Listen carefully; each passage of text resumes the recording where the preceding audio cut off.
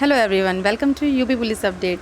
आज कुछ हिंदी के इंपॉर्टेंट क्वेश्चन देखेंगे जो यूपी के किसी न किसी एग्ज़ाम में पूछे गए हैं, और कुछ क्वेश्चन यूपी पुलिस के एग्ज़ाम में भी पूछे हुए आपको इस क्लास में देखने को ज़रूर मिलेंगे। तो चलिए आज की क्लास शुरू करते हैं, लेकिन क्लास को शुरू करने से पहले आप सभी लोग एक बार क्लास को शेयर कर दीजिए। तो चलिए आज का पहला क्वेश्चन देखते हैं हम लोग। जी, पहला क्वेश्चन आपके सामने ये रहा। निम्नलिखित वाक्यों में से शुद्ध वाक्यों को पहचानिए। तो इसका पहला ऑप्शन है राधा घर नहीं है, राम पाठशाला बैठा है, आप अवश्य सुने होंगे, और डी मैंने एक नाटक का अनुवाद किया। तो इसका राइट ऑप्शन क्या होगा? दिखने से ही लग रहा है कि राधा घर नहीं है, अशुद्ध है। राधा घर पर नहीं है, इसका राइट आंसर ये होगा। राम पाठशाला में बैठा है, आपने अवश्य सुना होगा। तो इसमें जो है ना, ये सब में कमी है। जो एक आंसर राइट लग रहा है वो है मैंने एक नाटक का अनुवाद किया। तो इसका राइट आंसर यही हो जाता है कि मैंने एक नाटक का अनुवाद किया। ओके, चलिए आगे बढ़ते हैं।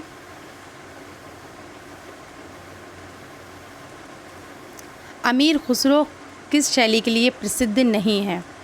गज़ल, पहेलियाँ, गीत, या फिर डी खालिक बारी।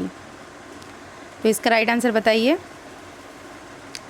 अमीर खुसरो किसके लिए प्रसिद्ध नहीं? भाई इन्होंने गज़लें भी बहुत लिखी हैं, पहेलियाँ भी, खालिक बारी भी लिखी हैं, इन्होंने गीत नहीं लिखे हैं।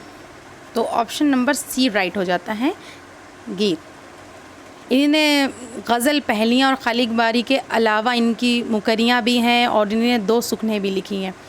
और अगर हम देखते हैं तो अगर इनका जन्म पूछ लेते हैं कभी कभी, तो इनका जन्म हुआ है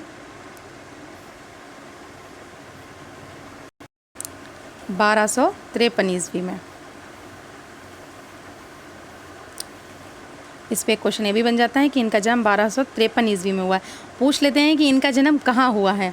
तो इनका जन्म कासगंज में हुआ है, कासगंज में हुआ है। ठीक है, चलिए एक क्वेश्चन और बनता है कि अमीर खुसरो को क्या और किस नाम से जाना जाता है? तो ये तूतिए हिंद नाम से भी मशहूर हैं।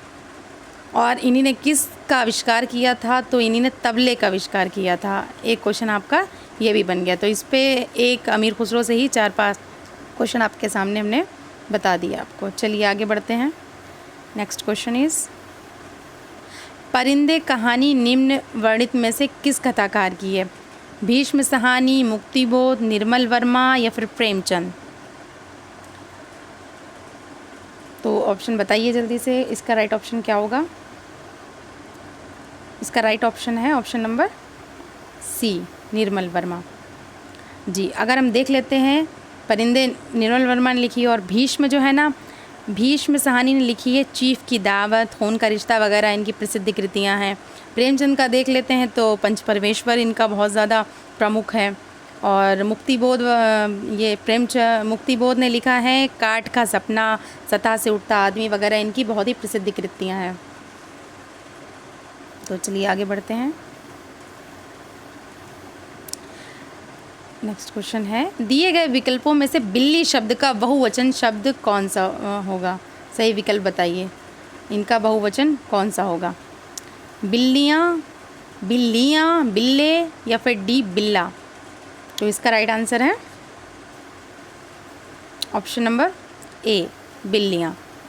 जब कभी भी हम बहुवचन बनाते हैं और उसमें लास्ट में यहाँ पर बड़ी ई की मात्रा होती है, तो उसको जब हम बहुवचन बनाते हैं तो हम यहाँ पर उसको छोटी ई की मात्रा में बदल देते हैं और या के ऊपर चंद्रमा की बिंदी लगा देते हैं।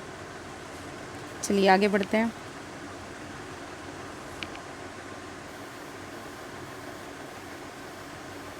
सदैव शब्द का विच्छेद दिए हुए विकल्पों में से कौन सा होगा? मतलब इसको अलग अलग इसका संधि विच्छेद करेंगे तो क्या होगा? सदैव प्लस वा, सदा प्लस एव, सद प्लस एव, सदा प्लस एव। तो इसका राइट आंसर बताइए। ऑप्शन नंबर, इसका राइट आंसर है ऑप्शन नंबर डी, सदा प्लस एव, यानी कि बड़ा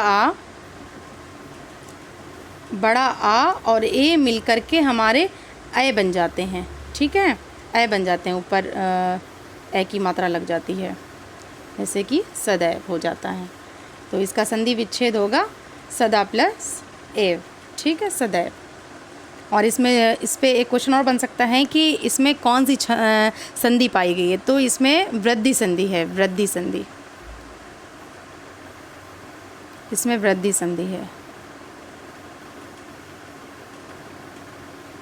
चलिए आगे बढ़ते हैं। प्रस्तुत गद्यांश में कौन सा शब्द विषम का विलोम शब्द है? विषम का विलोम शब्द यानी कि उसकी उलट। तो विकट, समान, सी कठिन, डी सम। तो विषम का क्या होगा? विषम का आप सभी लोग को पता है कि सम होता है, तो ऑप्शन नंबर यहाँ पर डी सही हो जाता है, ठीक है। बाकी अगर हम कठिन का देखें तो सरल हो जाएगा, है ना। समान का देखेंगे तो असमान हो जाएगा। चलिए आगे बढ़ते हैं।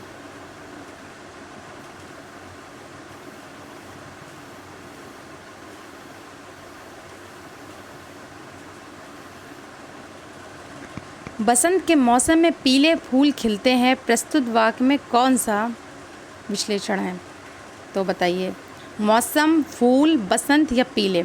तो एक बार जल्दी समझ लेते हैं विशेषण किसे कहते हैं। विशेषण वो शब्द होते हैं जो संज्ञा या सर्वनाम की विशेषता बताते हैं। अब यहाँ पर विशेषता, खासियत कौन बता रहा है ना, पीला रंग बता रहा है। फूल की विशेषता क्या है? उसका पीला होना। तो यहाँ पर राइट आंसर आपका ऑप्शन नंबर डी हो जाता है कि बसंत के मौसम में पीले फूल खिलते हैं। तो पीले यहाँ पर विशेषण हो गया जो कि फूल की विशेषता बता रहा है।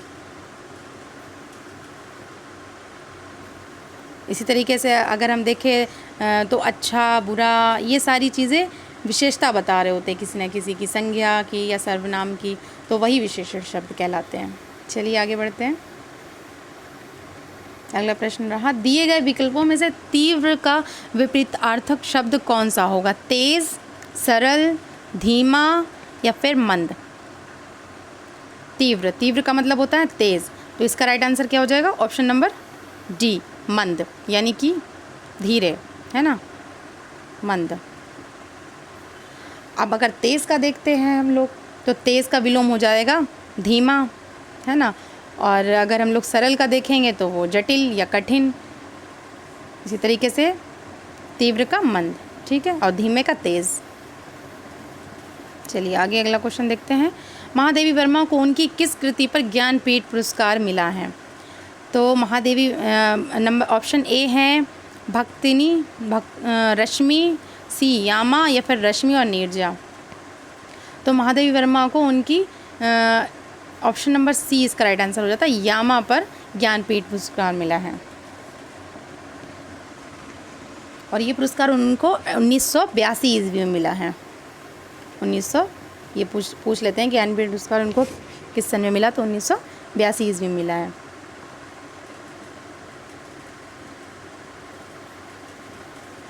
और इसी तरीके से सुमंदरानंद पंत जी की उनकी कौन सी कृति है जिसके लिए उन्हें ज्ञानपीठ पुरस्कार मिला है? तो उनकी है चिदम्बरा।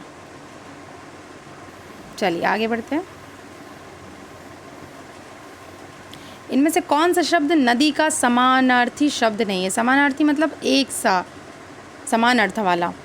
वारी, निर्झणी, सी सरिता, डी तटनी। तो नदी का समानार्थी शब्द कौन सा नहीं है? यानी कि नदी का समानार्थी सरिता भी होता है, तटनी भी होता है, निर्झरणी भी होता है। पूछ रहे हैं समानार्थी शब्द नहीं है, तो यहाँ पे right answer option number A हो जाता है, वारी। ये जो है ना, ये पानी का समानार्थी शब्द है, वारी। चलिए आगे बढ़ते हैं। आलोचना करना के अर्थ हेतु उचित मुहावरा दिए हुए विकल्पों में से कौन सा है? ए जी छोटा करना, बी दांत दिखाना, सी दो टूक बात करना या फिर डी टीका टिप्पणी करना। आलोचना करना यानी कि हम लोग किसी की बुराई करते हैं या फिर इन्हीं चीज़ों को आलोचना करना कहलाता है। जैसे कि जी छोटा करना तो आलोचना नहीं हुआ, दांत दिखाना भी नहीं हुआ, ये तो किसी पर हंसना हुआ। टीका टिप्पणी करना इसका राइट आंसर हो जाता है, टीका टिप्पणी करना। तो ये कुछ इम्पॉर्टेंट क्वेश्चन थे। अगर आपको हमारी क्लास पसंद आई हो तो इसको लाइक ज़रूर करें और शेयर करना ना भूलें। हमारे चैनल को सब्सक्राइब ज़रूर करें ताकि आपको आने वाली हर वीडियो का नोटिफिकेशन पहले मिल जाए। चलिए। Okay, thank you.